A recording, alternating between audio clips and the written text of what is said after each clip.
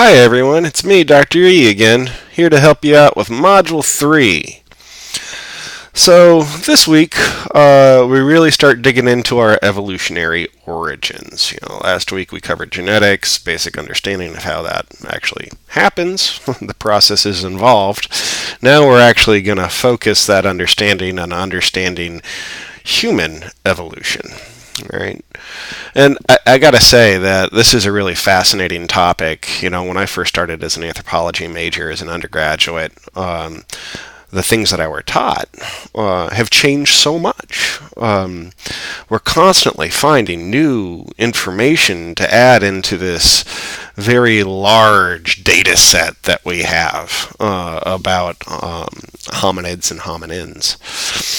Speaking of which, hominids versus hominins. These are two often confused words. I want to help give a quick little breakdown of them so you use them correctly. A hominid is any contemporary or extinct great ape. Okay? So it's a really broad category. It includes all our modern and ancient relatives. Okay?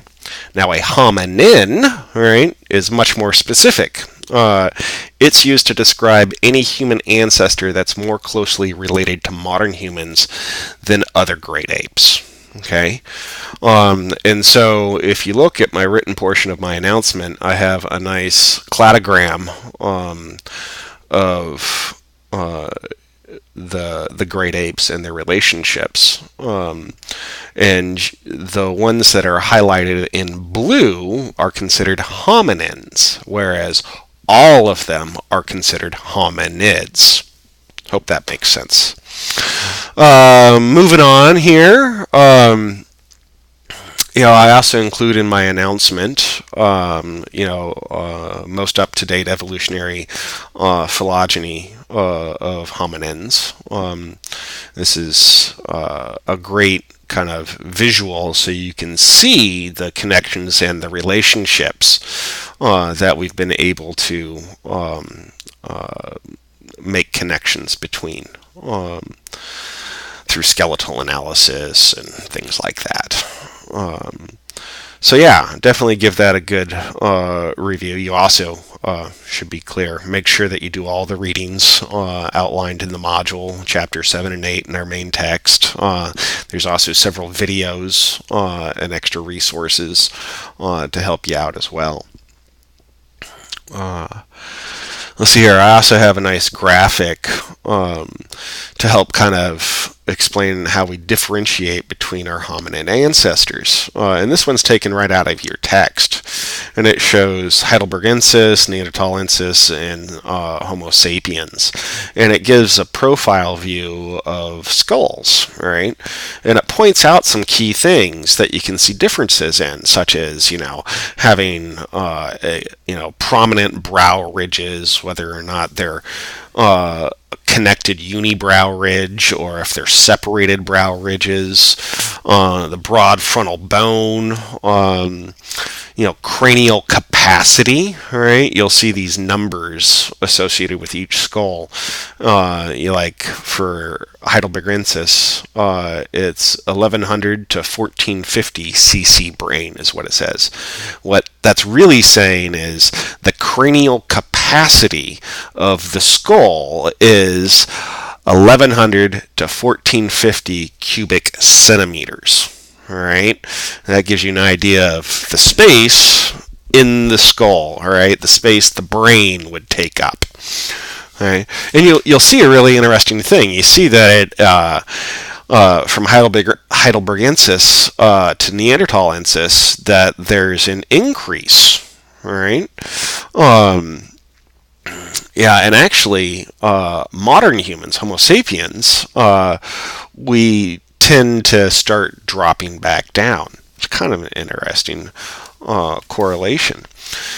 So take a look at these different traits that you can see in skulls, right? That helps us differentiate between species, all right, and recognize relationships between them. Moving on here.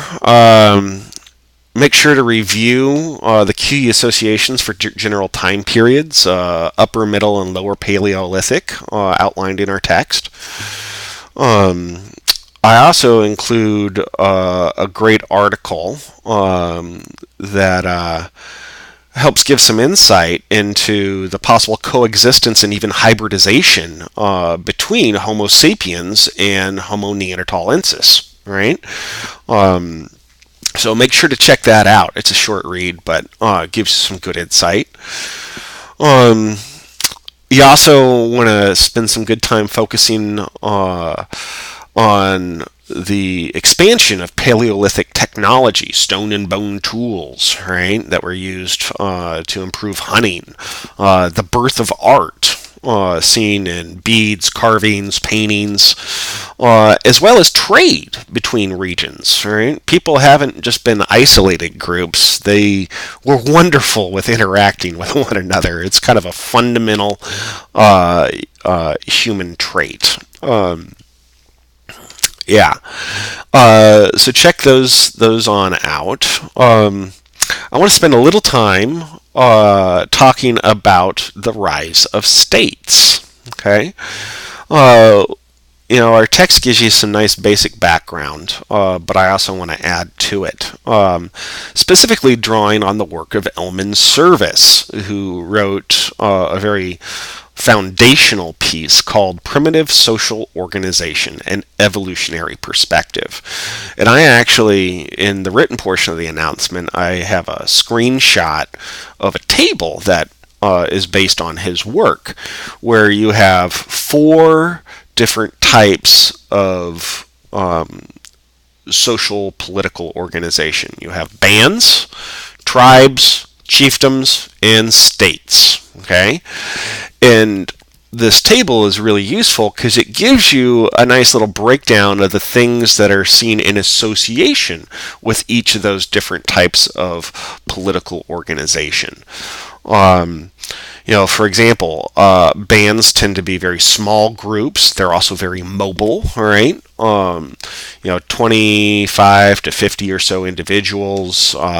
Their subsistence strategy is foraging. They're collecting food and hunting food.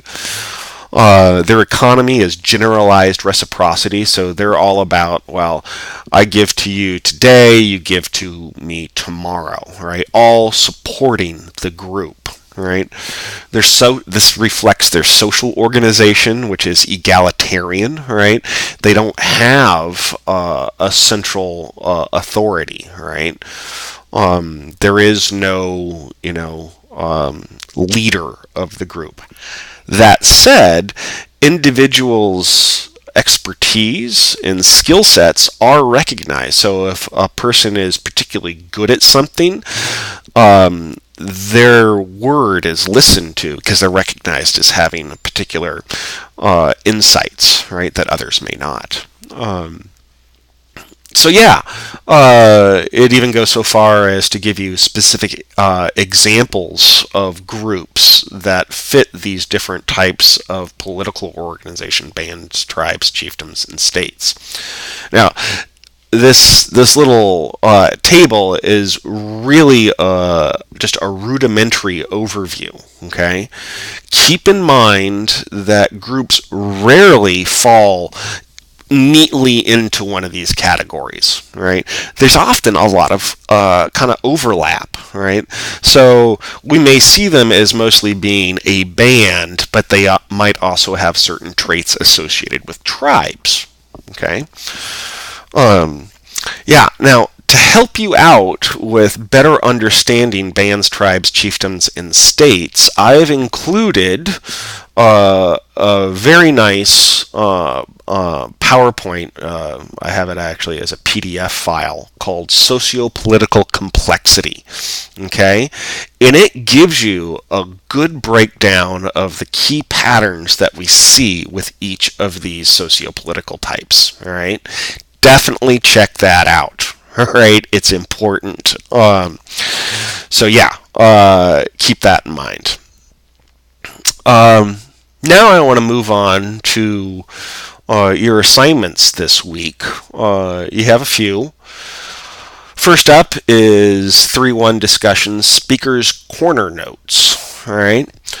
And be sure to check out my initial thoughts post in the discussion board about this. I try to give you some insight to help you out on how to approach and execute the discussion, right? Make sure that you've done the readings, right, and watch the videos that are associated with this. You're going to need that information to be able to respond to the prompt. Also keep in mind that the example speakers points that are highlighted in the discussion prompt are just that. They're examples, and you cannot reuse them, right? You're going to need to find your own, right? You need 5 points, right? 1 or 2 of which need to be specifically about how climate change has affected human and or cultural evolution in the Paleolithic era. Okay, so make sure to address that. And of course, check out the discussion rubric for additional details. In terms of your response posts, you want to further the work of your fellow classmates, and you do that by adding 2 to 3 points that would help improve their speech. Now, I need to stress, you're going to be drawing on resources to respond to this. That means you need to use APA style citation, both in-text citation and full reference at the end. Consider that a fundamental aspect of any assignment, right? We always have to give credit where it's due, all right? So start getting in the practice of doing that. All right, next up is 3-2 journal assignment, all about food production. This is different than discussions, all right? A journal assignment is just between you and I, all right? So you're given us a prompt, and you write a response to it, and you submit it. And then I give you pretty detailed feedback on it, all right? And again, it's just between you and I. This particular journal assignment about food production, right? You need to read the week's readings, okay, and the associated resources in the module. And you want to explain/explore how historical developments surrounding food production have impacted modern day life. Okay? Be specific and support your points with our course materials. All right? Just like I said before, consider APA style citation a fundamental of any assignment. Okay. You also want to think about how food production impacts your own life. Okay. We live in a state-type society. That has certain associations. Most of us are not food producers. Okay.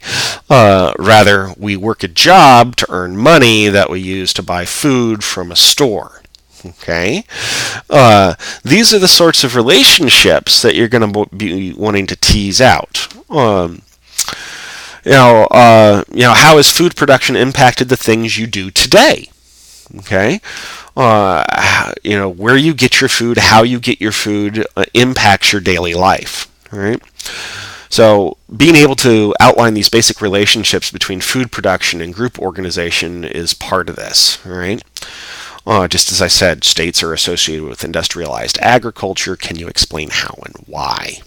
All right. And of course, check out the journal guidelines and rubric for additional details.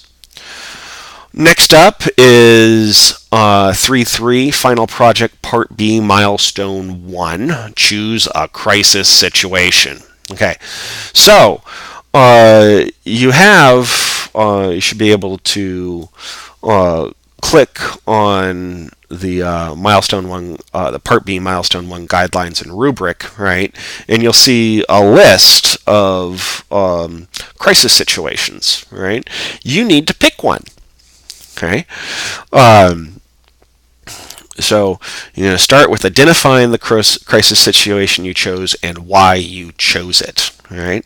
Then you want to offer a robust paragraph where you summarize the video of your crisis situation. Right, and I can't stress enough, the devil's in the details. Right, be specific. Okay. Then you need to offer another paragraph explaining how an anthropological perspective would be beneficial to examining the crisis situation. Okay, things to think of here are like, what specific subfield. All right, you've been exposed to them all. Our Mod 1 readings had all sorts of details. I also include them in my Module 1 announcement, so you may want to go back and touch back and review that again. You're going to need those specifics to outline how anthropology is actually going to be helpful for addressing your particular crisis. That's where I'll leave that. Of course, if you have any questions, any concerns, anything at all, don't you hesitate to get a hold of me. I'm always at your service, right? If you want, we can set up a Skype meeting. We can have a face-to-face and go over course concepts. If there's I can't stress it enough. Consider me a resource in your back pocket. All right, I'm here to help with anything you need. So, I'll leave it at that for this video, and I'll see you all in the discussion forums. Take care. Bye-bye.